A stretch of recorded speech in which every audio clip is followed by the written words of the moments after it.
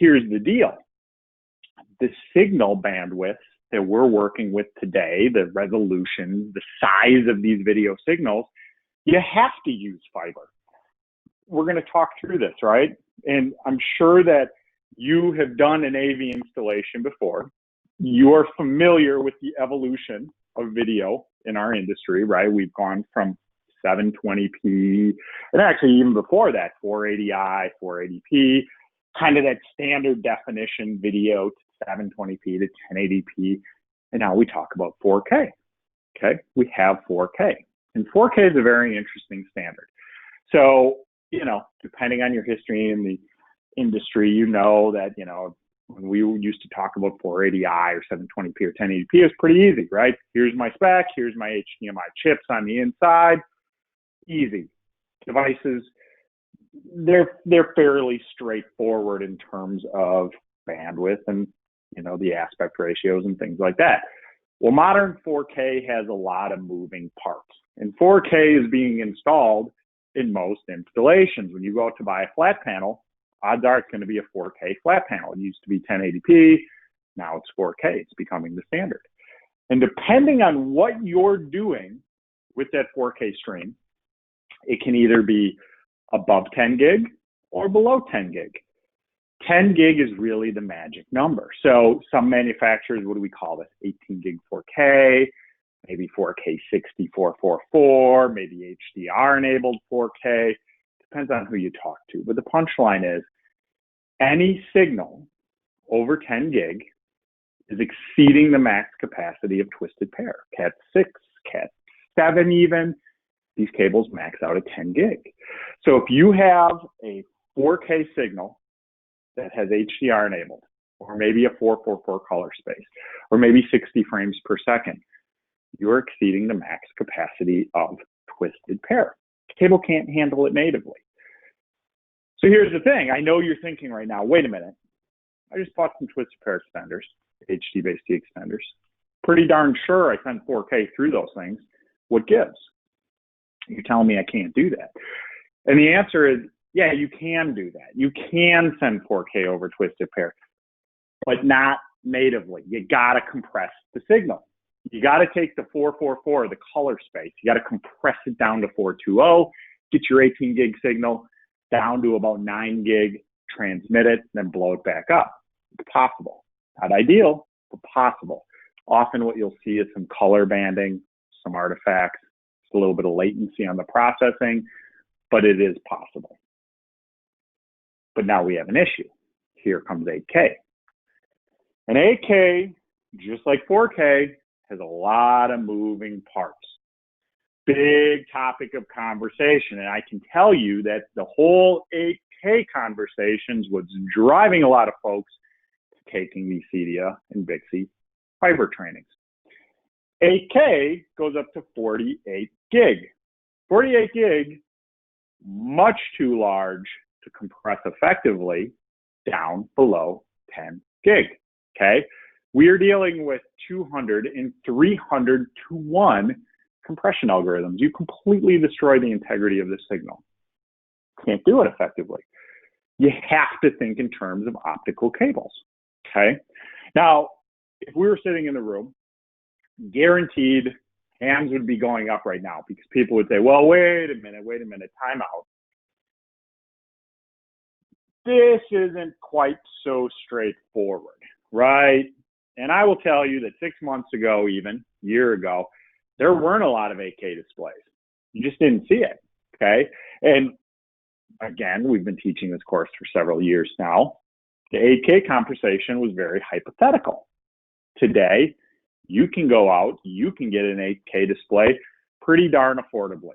And whether you're watching this webinar live today, it's April 2020, or maybe you're watching it recorded, we have seen the prices of 8K displays and projectors come down quite a bit. These are readily available on the market. And just like any other consumer technology, you will see the prices continue to decrease. That's what our industry does. So there are peripherals. You can watch 8K displays and projectors readily available, right? But what about content?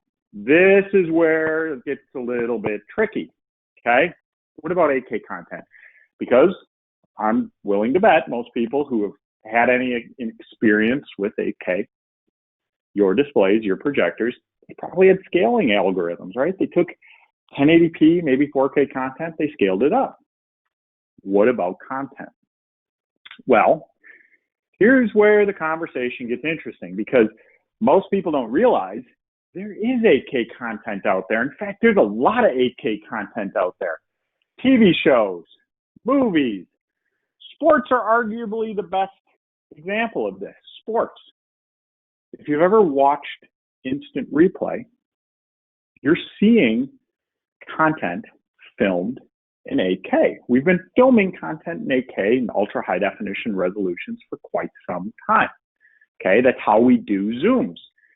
If you look at the ball on the goal line, if you look at, the batter's box, the zoom, the instant replay zoom, that is complements of filming in 8K. Now, the problem is it gets sampled down in post-production, right?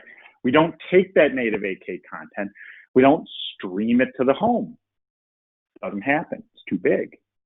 And frankly, up until recently, there hasn't been a lot of 8K displays or projectors that would even accept that content. There is content, but it hasn't found a way into distribution. As we know, thinking about what we saw with 1080p and 4K, that will change, right?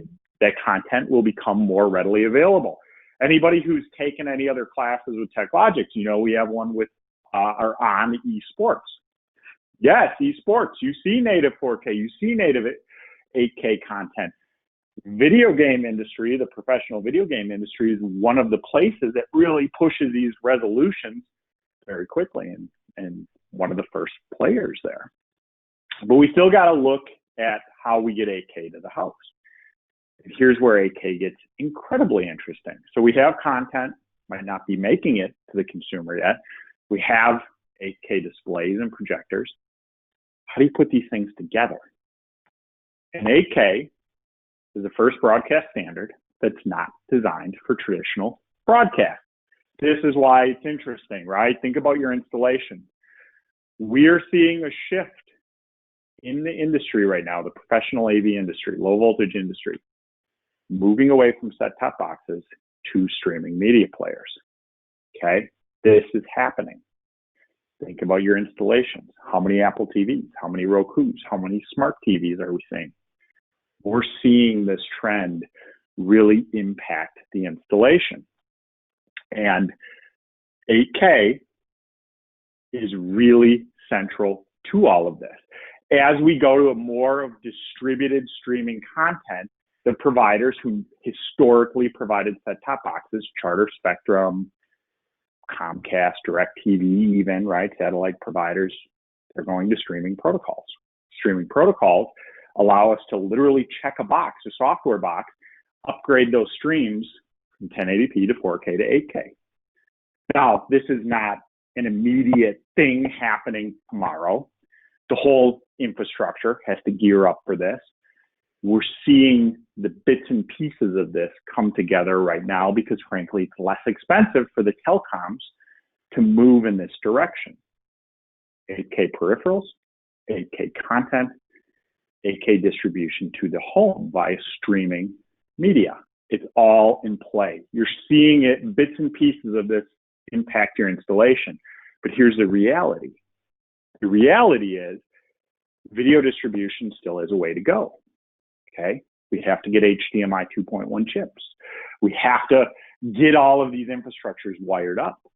Most fiber that's being deployed today is being used for core networking. And whether we use that network to stream 4K today, 1080p today, these networks have to handle very robust signal distribution. I'm a data guy, okay? I like statistics. I like to see trends in the industry. And one of the trends that I find incredibly telling, if we look at the amount of connected devices in the average middle-class consumer household in the United States, average, okay? Most of us on this webinar today, we don't tend to sell to average middle-class homes. We tend to sell and work with the more affluent. But the average middle-class home in 2018 had 23 connected devices. Okay, what used to be your phone, your tablet, maybe your PC, well, it's shifted. Those still connect to the network, but now we have security systems, appliances, wearables like watches, right? I've got kids. Half my kids' toys come Wi-Fi enabled for some reason. This year, 2020, that number is expected to eclipse over 50 devices per household. So as we talk about networks that have to be video ready, streaming all this content, we also have to think about all of the other devices hitting the network, all of this traffic that has to find its way from device to device, back to the DMARC, streaming content from not only the internal network, but also the external internet. We have to put it all together. We have to create a system that will handle this. Now, as I mentioned before, fiber's not new, right? It's been around for over 50 years. And if we think about this, well, I'm pretty sure 50 years ago, people weren't saying, hey, I better come up with an optical cable because I'm going to stream 8K eventually. So come on, let's think about this. No, the reality is there are other benefits to fiber. There are reasons we integrate this, and we have for quite some time, 5 decades. Fiber systems, they're completely immune to power issues like surges, static electricity, lightning.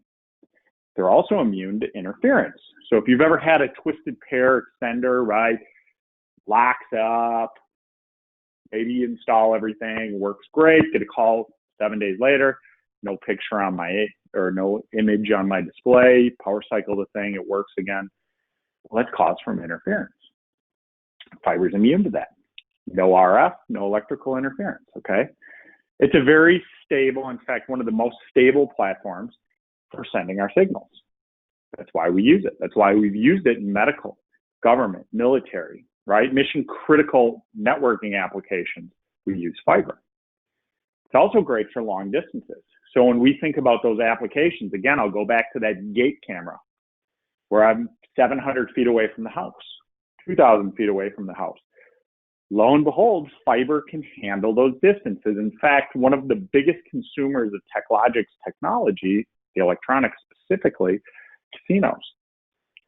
We can take for about $500 per set. These things aren't terribly expensive. We can take extenders that will take that 4K signal and literally drive it with 0 frame rate latency up to 6 miles over standard fiber. That's what it does. There's lasers. We're shooting lasers from point to point. Fiber goes very long distances. But none of this matters if you can't handle it, right? You can't terminate it, can't install a system, and it's not affordable for you and your consumers, your customers, okay? That is arguably the biggest advancement of fiber in the last 2 to 3 years. This is incredibly deployable now.